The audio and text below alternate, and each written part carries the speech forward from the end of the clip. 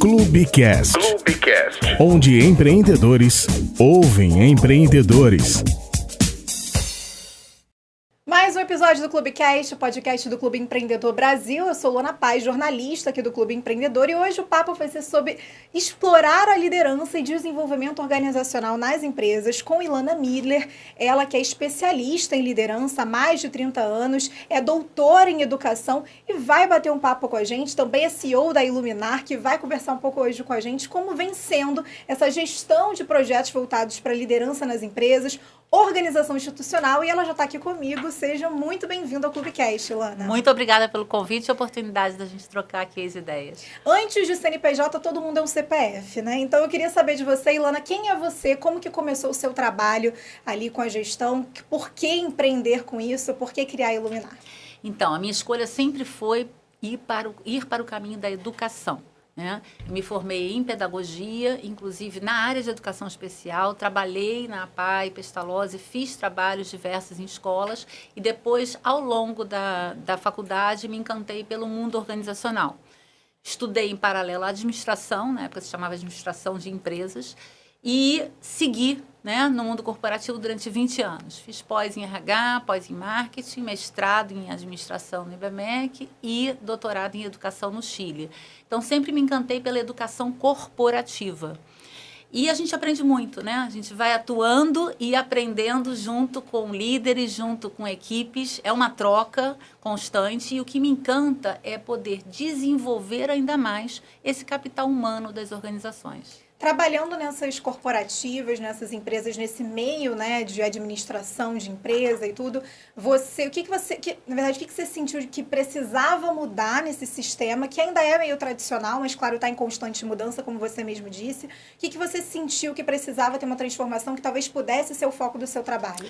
Pessoas. A gente precisa realmente evoluir, aprender com o outro, ter a disponibilidade de aprender com o outro. Você pode ir a um programa de treinamento, fingir que está ali, ouvindo algo e não muda o comportamento. Então, a gente precisa o tempo inteiro estar em constante evolução. Líderes e equipes que fazem isso, elas vão ter um desempenho diferente.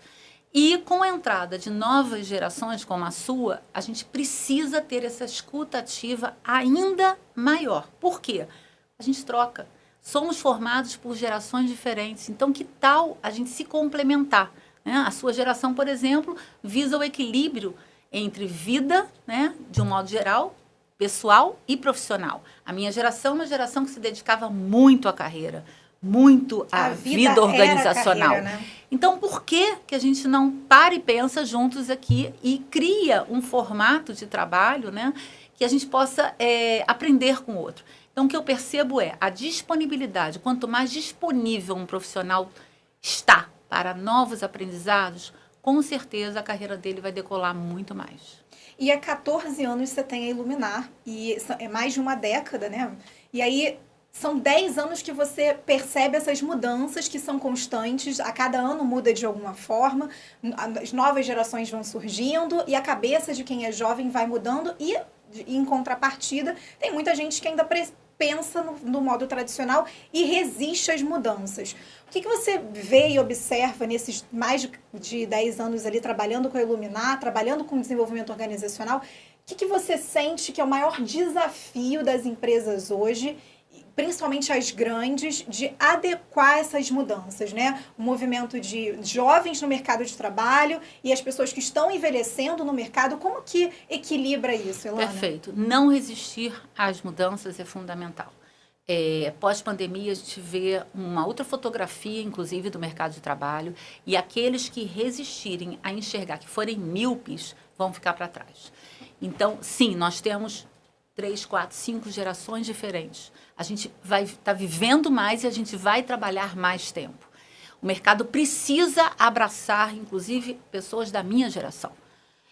Antigamente a gente falava assim, 50 a mais é demitido. 40 a mais. Numa hora de reestrutura, de redesenho, a gente precisa ter esse complemento. Se a gente mantém uma empresa só de jovens, a gente vai ter também um olhar direcionado para determinados valores e por que não misturar? Então, assim, quanto mais tudo junto e misturado, esse mix de pensamentos, uma empresa se enriquece. Além de deixar de enxergar a realidade, né? Porque bateu a porta da transformação, nós temos a transformação digital. E os profissionais precisam investir em autoconhecimento, em autodesenvolvimento. Não espere da empresa, não espere do outro que te capacite. Por favor, leia. Vocês têm, por exemplo, a internet está aí à disposição, as redes sociais. Olha quanta coisa que a gente pode observar em termos de aprendizado. Às vezes você está indo num transporte para uma empresa, você demora 30, 40 minutos, você já leu ali algo que... Absorveu um conhecimento diferente que vai ser aplicado no seu dia a dia. Que desenvolveu. Então, busque esse aprimoramento. E qual a maior dor de mercado que você vê, talvez um pouco disso que você falou, dessa resistência da mudança, mas dos principais líderes, quem gerencia mesmo equipes, que chega até a Iluminar e fala, olha, isso é a principal dor do meu mercado hoje, que você vê que é um padrão entre as empresas atualmente? Eu diria que, independente de segmento, o que a gente escuta e o que a gente é convidado, né, para trabalhar é comportamento na liderança. Que atitudes, que habilidades que um líder pode e deve ter para, de fato, desenvolver pessoas e reter as pessoas. Porque quem retém um colaborador é o líder, não é a empresa. Você entra apaixonado pela empresa, uau, é aquela vaga dos sonhos que eu queria, mas estar ali é o relacionamento no dia a dia que vai, de fato, te reter. Então, eu diria que a dor não é diferente por CNPJ. E sim, é uma dor muito semelhante em todos os CNPJs que nos procuram para trabalhar a essência do ser humano. Essa preocupação com o ser humano é uma coisa muito atual, né? Porque antes a gente vem de uma revolução industrial, desde a primeira, a segunda revolução, é uma questão meio robótica. A gente foi ensinado a trabalhar como máquinas, até as máquinas ocuparem o maquinário, ocupar o lado operacional da mão de obra humana, e a gente foi ensinado a trabalhar como máquinas. E quase que é algo de, se você não trabalha como máquinas, as coisas mudam, né? Porque você vai ser substituído por elas. Então, você vê talvez uma mudança dessa visão do operário, do funcionário para uma coisa mais humana e priorizar isso na hora de uma contratação? Perfeito. A minha área, a área de comportamento organizacional, ela é recente. Tá? Então, todos os estudos, eu diria que há 20 anos ou 25 anos é que veio com força a área da psicologia organizacional, a área do desenvolvimento humano. Então, é recente também a mudança desse ambiente nas organizações e o investimento em programas de desenvolvimento humano. Essa história, apesar de recente, ela é bastante profunda. Então, as empresas que saem na frente são aquelas que investem de fato nas pessoas e que não querem líderes psicopatas e que não querem líderes manipuladores e que vão reter as equipes e desenvolver as pessoas para não atuarem dessa forma. E como promover um ambiente de liderança, na verdade nem de liderança, mas de construir líderes em potencial na própria empresa de uma forma saudável e que todos tenham a mesma oportunidade de se tornarem líderes e até para que pessoas que gerenciam equipes, né, lideram equipes, consigam notar na própria equipe, ó, esse aqui tem um perfil mais de liderança, naturalmente, que a gente já vê quando tem alguma dinâmica em grupo que se destaca por isso. Como que promove a liderança de uma forma saudável num ambiente empresarial? O que você está trazendo, eu traduzo para avaliação de potencial. Existe um processo, inclusive, que nós realizamos, é um processo de avaliação das pessoas. Quais são as suas competências? A gente entrevista cada um deles e a gente percebe, sim, através de habilidades, atitudes e conhecimentos, o que cada um, eu diria que assim, você traz coisas, né? Daí a gente avalia esse potencial e tem pessoas que, olha, eu não quero ser líder, eu não quero ocupar essa posição, autoconhecimento forte e que, olha, eu quero ser especialista, ok. Tem outros que querem sim, querem ir e participar de programas de desenvolvimento, mas as empresas são muito cautelosas e aplicam ferramentas para realmente identificar e começar um programa de desenvolvimento de carreira, de sucessão. Eu mesma passei por isso quando eu estava dentro de organizações e perceberam um potencial para assumir liderança. E aquela pessoa que provavelmente muitas empresas devem enfrentar isso, tem um perfil de uma pessoa que não consegue se desenvolver no coletivo, então é um pouco individualista, mas quer ocupar uma posição de liderança, que a liderança você acaba servindo aos outros para que você tenha ali um trabalho em conjunto. E aí chega de fato a um líder de equipe e demonstram interesse em se tornar um potencial líder no futuro, mas não têm atribuições e nem características que possam ser desenvolvidas para, de fato, se tornar um líder. Como é que essa empresa trabalha com essa pessoa? É importante que você falou. Aqueles que você citou assim, pode ter um que seja mais individualista. Então, isso é um comportamento, você está falando de personalidade. As empresas, a gente não tem o direito de trabalhar a personalidade de ninguém. Personalidade você vai trabalhar no teu terapeuta se você quiser. As empresas trabalham comportamento. Então, se um profissional, ele mesmo se percebe como mais individualista, ok.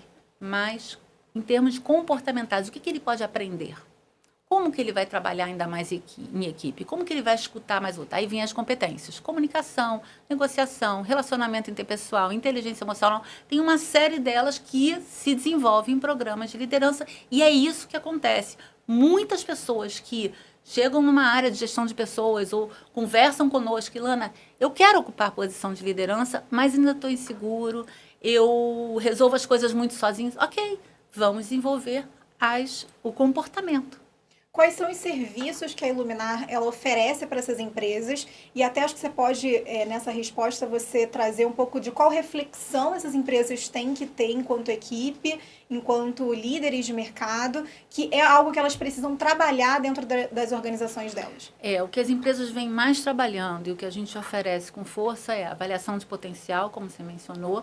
Quanto mais um profissional se conhece, mais oportunidades vai ter ali dentro e as empresas vão também convidando para outras posições. Avaliação de desempenho, implementação, né? Eu chamo assim, uma fotografia de esse ano. Como você está esse ano? Que fortalezas você vem desempenhando e o que você pode aprimorar? Então, em geral, as empresas durante o ano, né? Os 12 meses. Às vezes não é um ano certinho, de janeiro a dezembro, cada uma tem a sua contagem, mas durante aquele período se avalia o potencial e o desempenho do colaborador. Programas de desenvolvimento diversos, programas de mentoria, liderança feminina, desenvolvimento de mulheres para ocuparem posição também de líder, né? Coaching. Então, são os programas que mais a gente vem implementando e, de um tempo para cá, com muita força, a gestão da remuneração.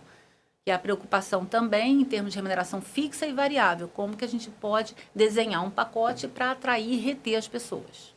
Também essa questão da liderança feminina, a gente vê que ainda existem muitos líderes masculinos, e aí é uma empresa que às vezes tem o slogan de diversidade, junta as mulheres, a mulherada ali no dia da mulher, mas no decorrer do ano a diversidade vira apenas uma cota, né? Uma pauta ali, a gente bateu a cota feminina na posição ali de mercado, mas não tem nenhuma mulher em cargos de direção, de coordenação, de liderança. Como que você vê esse movimento das mulheres se tornando líderes de mercado, líderes das próprias empresas e tendo essa diversidade mesmo, equiparar isso, na verdade? Como é que você tem visto isso? Então, ações afirmativas precisam ser feitas para que isso ocorra e em relação à diversidade, equidade e inclusão. O que é uma ação afirmativa? Pessoas com deficiência. Temos uma legislação que, inclusive, multa aqueles que não têm um determinado percentual de pessoas com deficiência na organização. O que aconteceu agora há pouquíssimo tempo? A implementação de uma legislação. E as empresas estão respondendo um questionário em relação a mulheres. E aí eu não estou falando liderança feminina, mulheres. Quantas mulheres tem na organização? E as indústrias? Por que as mulheres não podem ocupar a posição, cargos que são operacionais em indústria? E a gente percebe ainda uma fotografia no Brasil com poucas mulheres. A gente tem muitas indústrias e poucas mulheres ocupando esse espaço. A legislação vai ajudar, sim, porque aí, né, o que vem? Vem multa, né? E com certeza é uma ação afirmativa que pode corroborar para mais mulheres no mercado de trabalho. Hoje a fotografia, em especial pós-pandemia, ainda é uma fotografia com muitas mulheres. A gente tem quase 53% de mulheres no Brasil e, no máximo, 35% empregadas. E aí eu estou falando em geral, tá? Não estou falando empregada e CLT, estou falando empreendedorismo também. Nós temos poucas mulheres trabalhando ainda, por quê? Uma série de dificuldades, de flexibilidade, são mulheres que são chefes de família, que dificilmente conseguem assumir as questões de casa, atividade de casa, com filhos e equilibrar com o trabalho. Então, o que a gente precisa? Ações afirmativas, benefício, por exemplo, numa empresa pode ser horário flexível.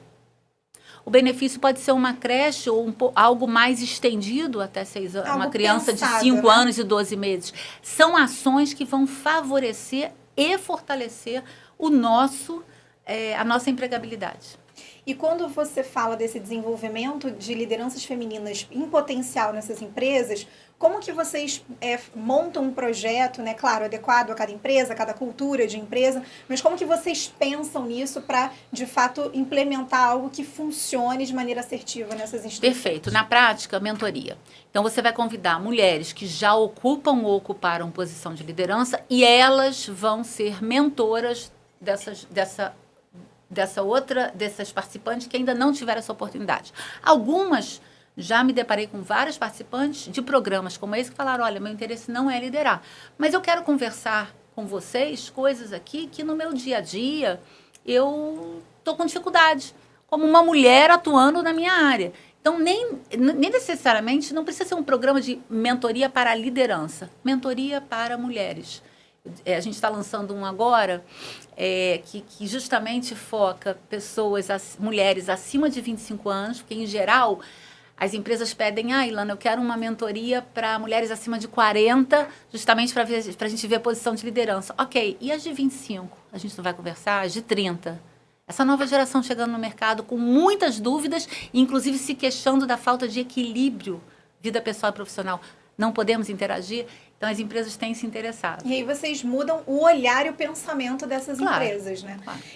E tem uma coisa também do etarismo, tanto com mulheres e homens mais velhos, né? Desse retorno ao mercado, que muitos acabam sofrendo aquele movimento que você mesmo falou, de mais 40, não combina mais com a cultura da empresa, preciso de gente mais jovem no mercado, acha que só o jovem vai trazer a atualidade, e aí é cortado e precisa retornar, fazer um plano de carreira para voltar à atividade, ou então o etarismo com pessoas mais jovens, que aí não coloca uma mulher mais jovem, um homem mais jovem para desempenhar uma função, porque não dá o crédito, não quer dar credibilidade, não acha que a pessoa tem potencial para aquilo. E aí, esse equilíbrio é muito difícil nas empresas. Eu acho que você sente muito isso. Mas como que se trabalha nisso de uma forma para você trazer pessoas mais velhas para o mercado, mas também dar oportunidade para os mais jovens? Achei perfeito. Você está tocando num problema que é mundial. Tá? Não é só do nosso país. Etarismo é uma questão relevante demais. O mundo está envelhecendo. E quando eu falo 40 a mais, nem menciono mais, né, os 50 a mais, porque mundialmente muitas pessoas deixando de contribuir nas organizações. Então, é algo que precisa ser visto com urgência. Eu admiro empresas que estão oferecendo estágio para 50 a mais. E por quê? Porque, às vezes, a gente escolhe uma outra carreira e a gente mudou e precisa ter a oportunidade de estagiar. Então, tem ações acontecendo, mas eu percebo uma lentidão muito grande nessa pauta. A pauta de mulheres na liderança, eu já vejo acelerar um pouco mais. A própria pauta que eu mencionei, PCDs, LGBT+, etarismo, ainda é algo que as empresas precisam e devem colocar nos seus objetivos e metas anuais, porque as coisas estão interligadas. Se não é meta, até que ponto aquele executivo vai, de fato, dar valor e investir naquela pauta. Tá no plano, né, de ação da empresa, não vai plano estratégico, né? Vai ser implementado. E que muitas vezes vem dos conselhos. Uma decisão do conselho que exige da alta gestão e aí é implementado. Aí sim você fortalece. Quando você fala de liderança feminina, que você vê uma aceleração nesse ponto, claro, a gente vê, inclusive hoje tem eventos voltados somente para mulheres líderes de mercado, para formar a minha geração, por exemplo, mas também para conversar e dialogar com aquelas que estão caminhando para os 40 e não chegaram na posição de liderança, e é um objetivo hoje. Mas existe também uma questão pelo menos eu falo muito por mim, por amigas, colegas de trabalho, de profissão, de mercado, que conversam comigo no sentido de difícil falar sobre se autopromover, vamos colocar assim. Tá. Se autopromover, a autopromoção às vezes é vista, interpretada como arrogância. Do sentido de, caramba, mulher gananciosa. Mas, na verdade, quando é um homem fazendo a mesma coisa, que cara legal, ele é visionário, ele quer mais. E essa visão ainda tem uma questão sexista e misógina da questão de gênero. Isso. E empresas que as posições de direção são ocupadas por homens. Então, e aí eu daria uma recomendação. Nós, mulheres, a gente também tem alguns hábitos que não favorecem a melhoria desse sistema. Nós, mulheres, a gente é convidado para um processo seletivo, a gente pensa, não, precisa dessa certificação, não tem. O homem vai ao processo, olha, eu vou estudar. É uma ótima certificação, eu posso estudar. Nós nos exigimos muito, autoexigência, autossabotagem. Nós é que precisamos fazer essa mudança. Qual é o problema de você chegar numa reunião e mostrar, olha, eu estudei isso, eu vi aquilo, eu pesquisei. E aí não espera do outro.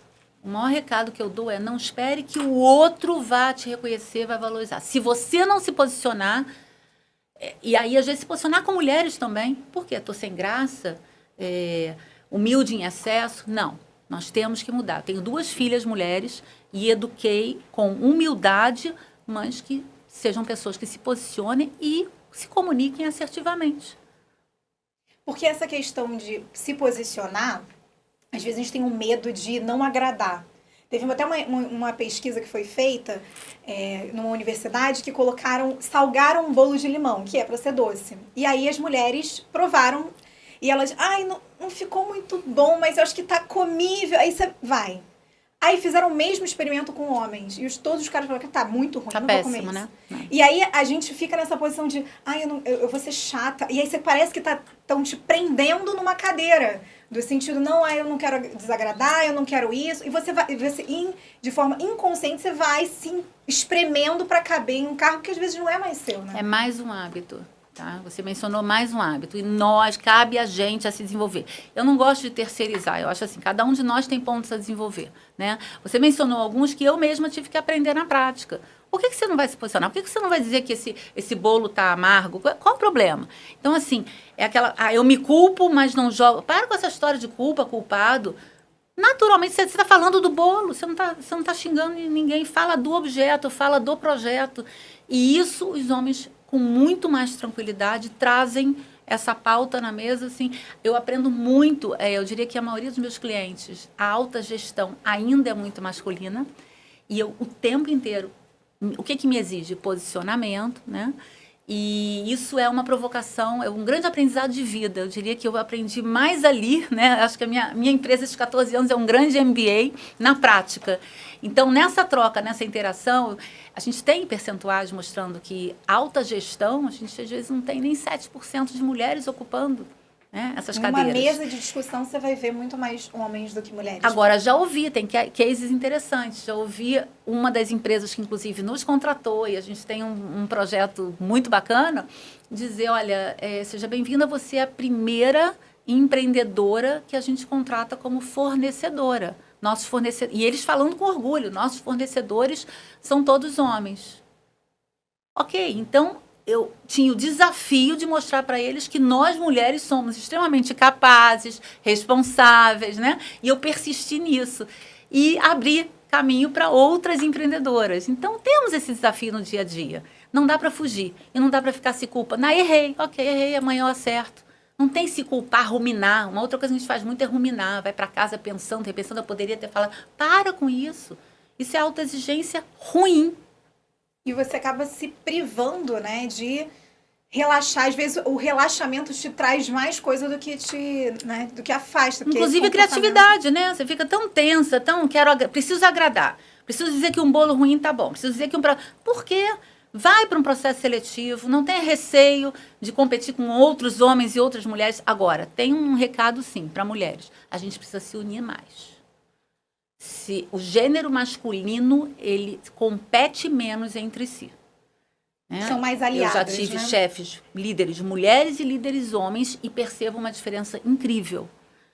Quando uma mulher, muitas mulheres não sabem trabalhar com mulheres que têm alto potencial na equipe delas. E homens promovem, se orgulham. Então, esse é um recado para a gente. Ocupou cadeira de liderança? Não vai competir com outras, com pares, com mulheres que são líderes maravilhosas. Aprenda com elas. Não vai competir com a tua própria equipe, porque isso sim, vivenciei na prática e não foi bom. Engraçado, Ilona, eu vou até, que no podcast a gente fala sobre assuntos mais formais, mas eu vou abrir meu coração aqui pra você. Eu tive mais experiências ruins com homens do que com mulheres. Infinitamente. Amigas, assim, minha mãe tem 48 anos. As minhas amigas de um outro trabalho têm 54, 44. Poderiam ser minhas mães e são minhas amigas de sair, beber, conversar sobre a vida. E eu tenho 20 anos mais, sou 20 anos mais nova. E eu aprendi muito mais convivendo nessa relação one-on-one com homens, no sentido de sentir na pele mesmo que tem muita coisa que a gente acha da porta pra fora na vida pessoal, na bolha, né? Que não, tem muita coisa avançada. E aí você vai, esbarra com um cara de 30 e pouco, 28 anos no mercado. E é um cara que tá com a cabeça completamente... Parece que você entra num túnel do tempo e volta pros anos 60, Entendi. Por exemplo. E é muito difícil se colocar enquanto profissional que trabalha uma questão de credibilidade, porque além de você mostrar um bom trabalho, você tem que mostrar que você é boa, mesmo com pouca idade. Sim. E aí entra num dilema infinito. E aí acabei que desenvolvi nesse meio tempo, e eu descobri na terapia, uma síndrome de impostora que eu nem achei que eu tinha. Fenomenal. A tua faixa etária, a gente trabalha muito a síndrome de impostora. E a concorrência na tua faixa etária, eu tenho escutado, sim, de pessoas que têm mais facilidade, assim como você, mais facilidade de serem lideradas, às vezes, por mulheres e aprender com mulheres, né? E aí a gente está falando de gerações. A minha geração era uma geração que mulheres ainda competiam muito e tinham muita dificuldade de promover outras. Tinha um receio, um medo, segurava aquele crachá até o... Né, já está cansada, mas está segurando ali aquele crachá. Qual a posição na prateleira, né? Basicamente isso. Então, assim, agora, a síndrome de impostora, que bom que você está mencionando, é mais um recado que a gente tem que dar para a gente mesmo. Né? Por que eu não sou capaz? Por que eu preciso me exigir ainda mais? Para, relaxa, pensa. Então, o quanto são hábitos, são muitos hábitos que a gente, infelizmente, vai repetindo, e isso independente de geração. A gente está falando de gênero. Isso a gente precisa estudar e você falou de terapia, e a gente precisa mudar comportamento aprendendo na terapia, inclusive. O que você mais aprendeu em todos esses anos de trabalho ali efetivo, com liderança, com equipe, com trabalhar com gente, e você oferecer uma mentoria ali especializada? O que você mais aprendeu enquanto liderança? Ilana, líder de mercado. Aprendi muito que a gente é um indivíduo, né? Vida pessoal, vida profissional. Existe uma roda da vida que você tem que equilibrar. Então, você é a Ilana. Aqui, você é a Ilana na tua equipe, se você está bem, você vai estar muito bem em todos esses aspectos da tua roda. E se você não está, qual é o problema de você chegar para uma líder ou para a própria equipe e dizer, gente, desculpas, hoje não estou funcionando bem, não precisa nem, se não quiser se abrir e falar de problema, mas a gente é um só. Não dá para se dividir e colocar máscaras. Já fiz muito isso no passado, de entrar numa empresa e, puxa... coisas que aconteceram, às vezes, né, até a própria doença de pais que mexe com você e você não está ali 100%. Então, por que você não vai até seu líder e conversa? Quanto mais transparente a gente for, melhor as relações. Então, todas as competências, eu separo muito a comunicação. Eu mais aprendi, né? E em desenvolvimento ainda, porque a gente não para de ler, a gente não para de estudar. E o quanto é importante a gente conversar, olhar no olho, escutar, porque as relações, às vezes, têm muitos ruídos, né? E a gente fantasia coisas e cria coisas que entre linhas é que está aí o essencial. E a gente precisa investir nesse essencial para fortalecer as relações. Então, se tem algo assim ímpar que eu aprendi, foi que seja você um só, um indivíduo, mostre quem você é sem medo, sem medo de crítica, e equilibra essa tua autoexigência e se comunica, conversa. E, Ilana, ouvir isso é muito bom, porque você vai meio que dar um checklist em algumas coisinhas mentais, né? Que algumas coisas que precisam ser trabalhadas, outras coisas que ainda faltam ter conhecimento e ter contato com isso, e tudo bem, é a vida. Mas como que você vê, assim, olhando para a geração mais nova hoje, em questão de trabalho, de ocupação de cargos corporativos, que é um meio que Você dá a corda e você puxa também, é muita competição. Como é que você vê a visão do futuro, assim, as profissões do futuro numa remodelagem, vamos dizer assim? Se você me perguntar em termos de profissões do futuro, agora a gente está percebendo vagas, por exemplo, bastante inteligência artificial, tecnologia, a própria área de humanas vem se destacando muito. Agora, em termos de nova geração, de escolhas, é uma geração mais nômade. Você vai recrutar alguém, eu converso isso muito com executivos que são da minha geração, e que mencionam, puxa, Ilana, adorei, esse talento aqui vai ficar conosco 10 anos. Que isso? 10 anos? Então, você já viu assim, vamos analisar como um todo? Quantos anos as pessoas estão ficando casadas? Como é que está o investimento no relacionamento interpessoal? E, independente, sendo jovem, tua geração ou não. Então, assim, com pessoas da minha geração dizem, Ilana, eu quero trabalhar por projeto. Eu quero ficar 3 anos ali. Se trabalha muito por projeto. Tem países que você trabalha segunda a quarta num projeto e quinta e sexta em outro. E tudo bem. O olhar... Antigamente a gente criticava muito essa história do nômade. E aí vieram pesquisas mostrando que a nova geração não compra carro, não tem interesse em comprar apartamento. Por quê? Porque está aqui, amanhã pode estar em outro país estudando algo, né? Isso independente de classe social. Quero ressaltar, independente de classe social. As pessoas estão buscando bolsas de estudo, estão buscando novas oportunidades e, nessa geração mais nômade, a empresa também está aprendendo a se relacionar. Diferente, oferecendo projetos mais curtos. E eu acho que uma visão também, disso que você falou dessa mudança de estilo de vida, uma coisa mais nômade, isso eu sinto muito na minha geração, por exemplo, e vejo que é muito diferente de gerações que 10 anos já diferencia muito a mentalidade, né? Que antes as pessoas queriam uma coisa muito mais fixa, uma segurança, então, comprar um apartamento, financiar aquela coisa quadrada que a gente é ensinada. E a minha geração começou não, peraí, eu não sei se eu quero isso, porque talvez não faz sentido para o meu estilo de vida. Então, os estilos vão mudando e as empresas, obviamente, têm que se adequar também a esse pensamento. Hoje, o que você mais fala, enquanto Ilana, trabalhando com a Iluminar, para esses empreendedores, empresários, que estão sentindo que, às vezes, construir uma empresa com uma cultura, com uma organização de desenvolvimento interpessoal ali, institucional, interno, e está tentando mudar esse período de desenvolvimento, de mudança da cultura das empresas?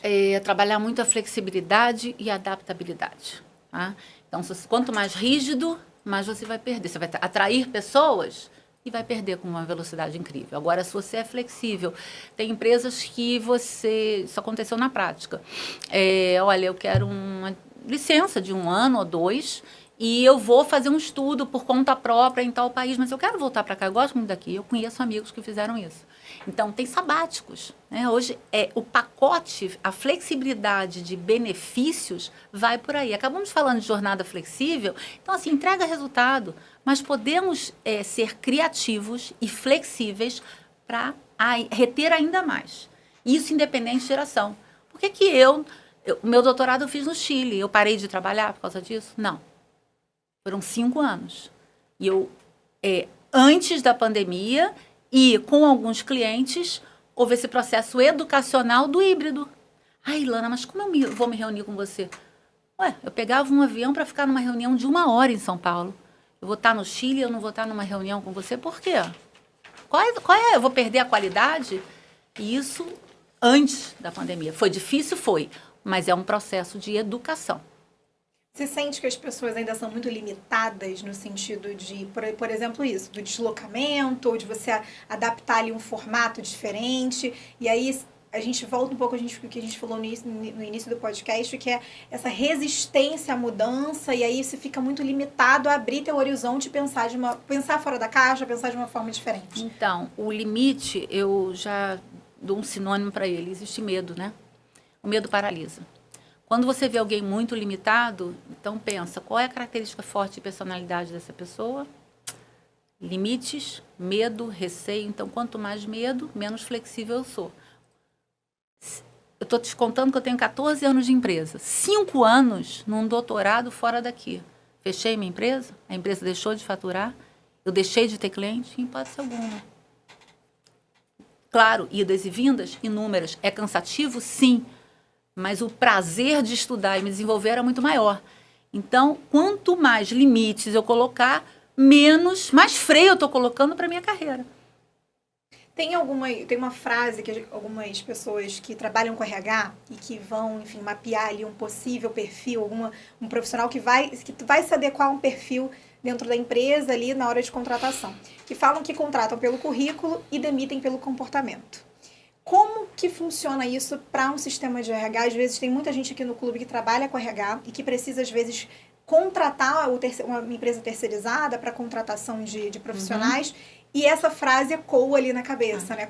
Quais os sinais que são dados ali numa entrevista e que esse profissional ele vai conseguir, olha, isso aqui não é um caminho talvez que a gente queira... Como que adequa isso? Quando a gente entrevista, a gente está ouvindo histórias, né? Quanto mais leveza você traz para uma mesa de entrevista, mais histórias o candidato vai te contar.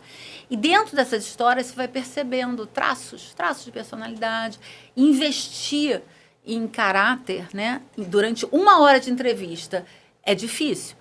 Vai depender muito do outro lado. O que o outro lado também quer compartilhar. Então, muitos dos clientes comentam, olha, realmente, Lana, excelente potencial, mas não gostei de tal comportamento na história XYZ que ele contou. E vão percebendo as práticas, né, que ele traz nessa entrevista. Mas acontece no dia a dia problemas, né? Alguns de desvio de caráter, inclusive, que ocorrem em demissão.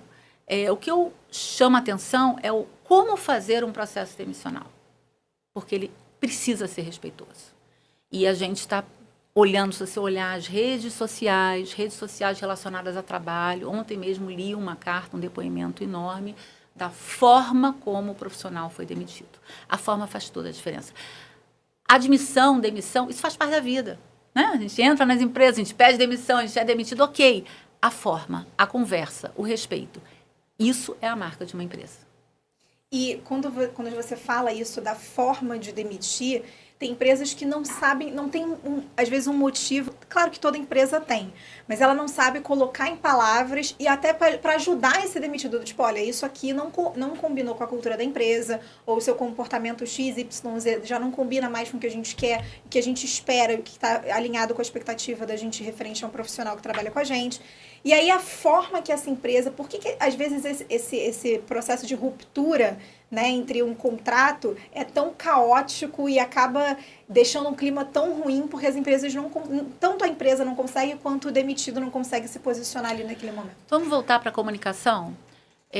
Quanto mais feedback eu dou e recebo, se eu sou líder, a minha comunicação o meu relacionamento vai ser mais estreito, mais azeitado. Esse profissional mencionou que ele foi demitido por terceiros, não foi nem pelo líder dele. Então, você que nunca trabalhou com ele vai demiti-lo, o que você vai falar nesse momento? Ele saiu dali aprendendo o quê? O que ele precisa melhorar? Por que fugir? Por que um líder fugir de um processo demissional? Algo estranho nessa relação, né? Então, assim, quanto mais clareza, né? Olha, está sendo demitido... às vezes existe corte pessoal, existe uma série de questões, né? Questão financeira, redesenho de área. Agora, quando é problema comportamental e a gente não se entrosa mais... Senta na mesa e conversa. Antes de, talvez, tomar uma decisão? Senta na mesa e conversa, porque muitas das vezes, eu não diria que é antes, mas às vezes o líder já decidiu que não quer continuar mais com aquele profissional. O que ele não pode é terceirizar. Primeiro, ele não vai chamar o RH para demitir. Segundo, ele não vai chamar um outro líder ou uma outra pessoa da equipe para demitir. Vai conversar, né? E vai demitir ali, conversando o porquê que não dá mais para continuar nessa relação. Então, sempre a forma, o grande marco que fica é a forma que você saiu. Não essa pessoa não vai contar, olha, as coisas boas dessa empresa, ela vai contar aquela marca. Então, passei já para o processo demissional. E através desse processo que percebi que o meu potencial era abrir a Iluminar. Eu não queria mais seguir no mundo corporativo. Tinha, eu diria que, receio de pedir demissão, né? Não medo, mas o receio de, puxa, é diferente, é difícil. Empreender não é simples e fácil. E digo, por favor, se autoanalisem, se autoavaliem antes de decidir por montar um negócio. Né? Não é à toa que 85% das empresas no Brasil fecham no primeiro ano. Então, eu fiz um estudo sobre minhas características também, e realmente eu tenho um aprendizado muito forte de casa. Meu pai foi empreendedor, eu trabalhei em empresa com ele, e ele sempre impulsionou que as duas filhas abrissem seu negócio próprio. Então, veio uma história muito forte de DNA. Isso já me incomodava dentro de empresa. O relacionamento com a líder não estava bacana, mas dá aquele medo, né? Ai, agora eu vou pedir demissão e largar o CLT, enfim. E aconteceu.